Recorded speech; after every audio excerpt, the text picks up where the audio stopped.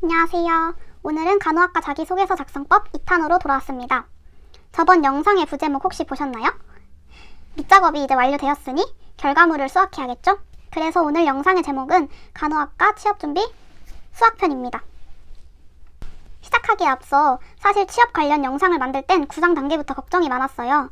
저만의 꿀팁을 전해드리면 좋지만 이게 검증이 되었다거나 신뢰도가 있는 이야기인지 감이 잘 잡히지 않아서 그런 것 같아요. 그래서 세 가지를 기억하고 시청해주셨으면 좋겠어요.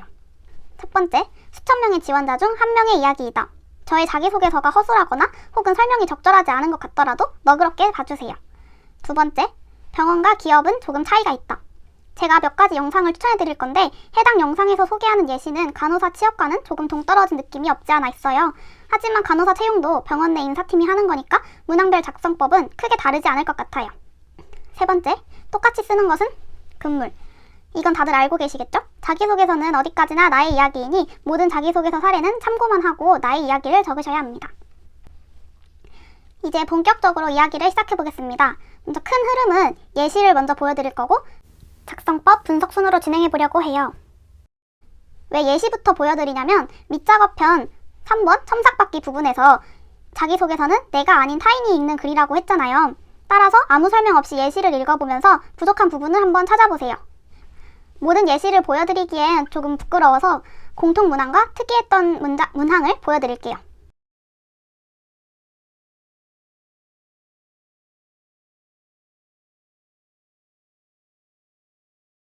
성장 과정은 어떤 문항보다도 나를 나타낼 수 있는 문항이라는 것을 기억해주세요. 저는 이 부분을 작성하기 위해 나는 어떤 사람인가? 라는 질문을 스스로에게 계속 던졌던 것 같아요.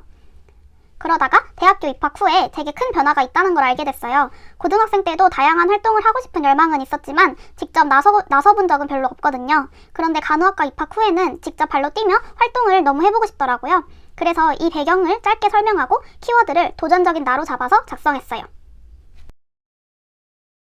경험으로 다져진 나의 삶이라는 소제목을 달고 경험과 도전을 큰 키워드로 잡아서 적었어요. 그리고 세 가지 활동을 나열하면서 내가 거기서 어떤 역할을 했는지 적었어요. 이거는 간호학개론 때 배운 간호사의 역할 중에서 제가 생각하기에 가장 중요하다고 느껴지는 세 가지를 골랐고 해당되는 사례를 연결하면서 나는 다양한 활동을 통해 선생님이 되기도 했고 옹호자가 되기도 했고 또 협력자가 되기도 했다고 하면서 마무리했습니다.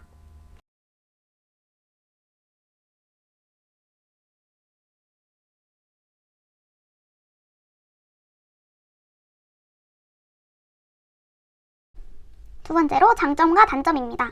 여러분, 혹시 장단점과 강약점의 차이를 아시나요? 간략하게 설명하면 장단점은 나의 성격적인 부분이고 강약점은 직무와 관련된 부분이라고 해요. 그렇다고 해서 이 둘을 똑 나눌 필요는 없는 것 같고 장점이 강점이 되는 사례를 떠올리며 적으면 좋을 것 같아요. 그리고 단점은 치명적인 걸 적으면 안 됩니다. 장점 같은 단점을 적으셔야 돼요.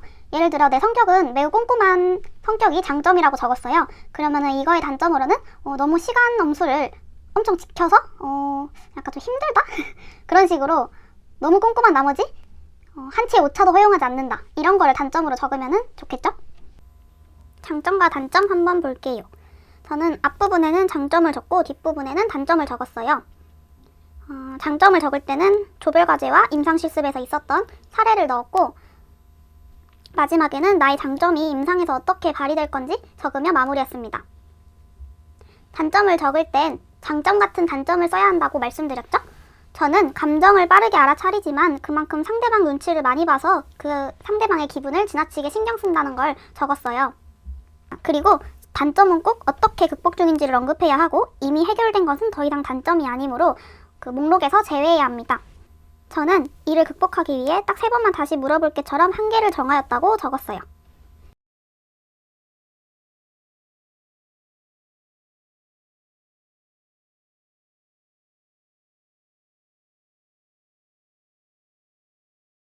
저는 이 문항을 적을 때 성격과 특기사항이 비슷하면 간결하겠다는 생각이 들었어요. 그래서 성격과 특기사항을 먼저 한 번에 언급하고 성격과 관련된 사례, 그 다음에 특기사항과 관련된 사례를 적었어요.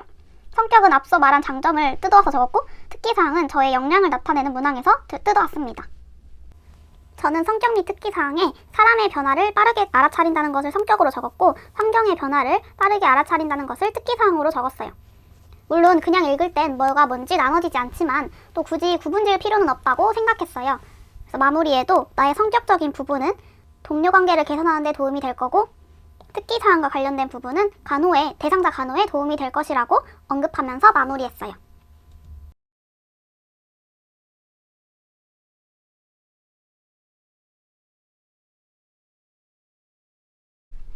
다음은 생활신조입니다. 생활신조에는 제게 정말 의미 있는 문장을 소제목으로 적었어요.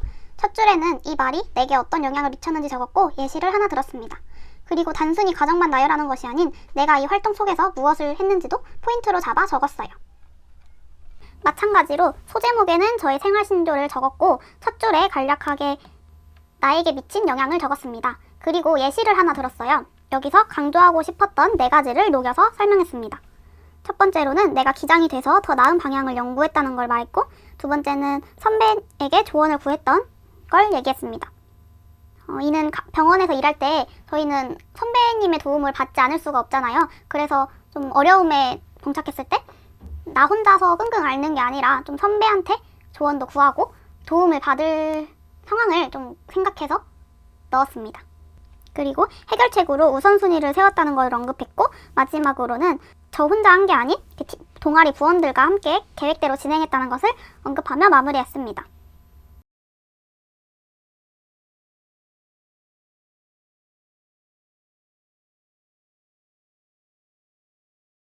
마지막 문항은 예상치 못한 상황에서 어떻게 스트레스를 극복했는지에 대해 묻는 문항이었는데요. 이 문항은 지금 보면 되게 뜬금없는 전개 같아서 소개할까 말까 고민했어요. 하지만 서류 합격은 했으니까 괜찮다 싶어서 가져왔습니다. 이 문항을 적을 때는 20년 넘게 살면서 있었던 일 중에 짜증나고 분노했지만 어쨌든 배울 점이 있었던 에피소드를 생각해보세요. 그 중에서 하나를 골라 쓰면 무난하게 적을 수 있을 것 같아요. 저는 코로나 때문에 실습이 취소되거나 밀렸던 3학년이 심적으로 가장 힘들었거든요. 그때를 떠올리니 이 사례밖에 생각나지 않아서 우다다다다 하면서 적었어요. 여기서 첫 줄에는 제가 하고자 하는 말을 두 갈식으로 적었어요. 그리고 붉은색으로 표시해둔 부분이 스트레스 상황이고 파란색으로 표시한 부분이 극복법입니다. 그리고 이 뒤에는 사례를 들었는데 보고 궁금한 것을 강의에서 질문하고 임상 실습에서는 그것을 실제로 다시 관찰하고 또 이를 시뮬레이션 실습에서 활용했다는 흐름으로 적었습니다. 대부분의 병원에서 요구하는 공통 문항을 하나씩 훑어봤는데요. 당연히 저희 병원에 냈던 자소서도 봐봐야겠죠? 첫 번째 성장과정 짧기신조 문항은 250자로 매우 짧아요. 저는 앞서 언급한 성장과정을 요약해서 적었습니다. 지원 동기는 총 400자를 적는데 가장 이상적인 지원 동기 1대 입사 후 포부 2로 작성하였습니다. 입사 후 포부는 1년, 3년, 10년으로 나눠서 적었어요.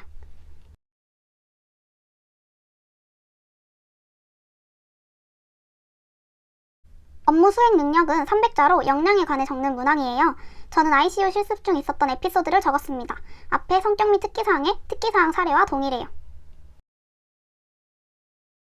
팀워크 협력 문항은 주제를 정할 때 팀워크 협력인지 혹은 나 혼자 잘한 것인지를 잘 구분해야 돼요. 팀워크는 같은 목표를 갖고 이를 달성하기 위해 서로 협력한 것인데 여기에다가 팀을 위해 내가 뭐뭐 하면서 헌신했어요를 적으면 적절하지 않겠죠?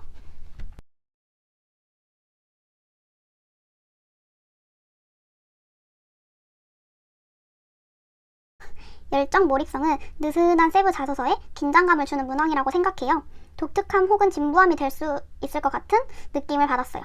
이 문항을 적기 전에 가장 먼저 공부를 빼고 생각해보세요. 저는 첨삭받을 때 다른 소재를 써보는 건 어떠냐는 권유를 받았지만 그냥 제가 하고 싶은 걸 적었어요.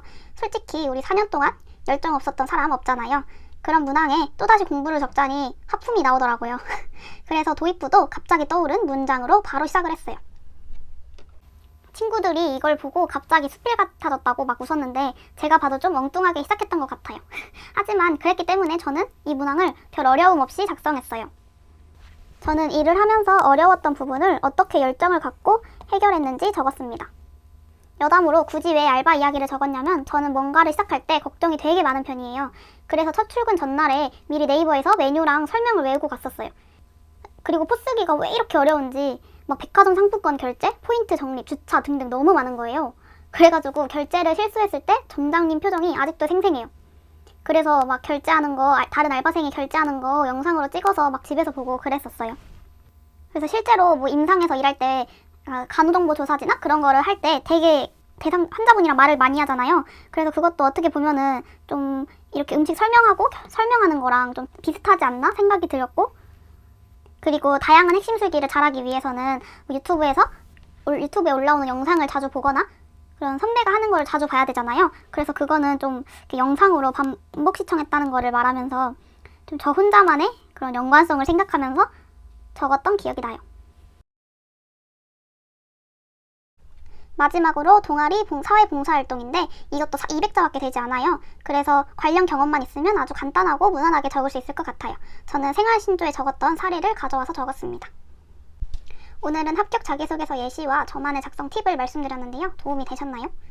사실 자소서를 공개하자니 너무 민망하고 부끄러워서 찍는 순간에도 올릴지 말지 고민했어요. 그래도 도움을 드리겠다고 약속했으니 이를 무릅쓰고 가져왔습니다.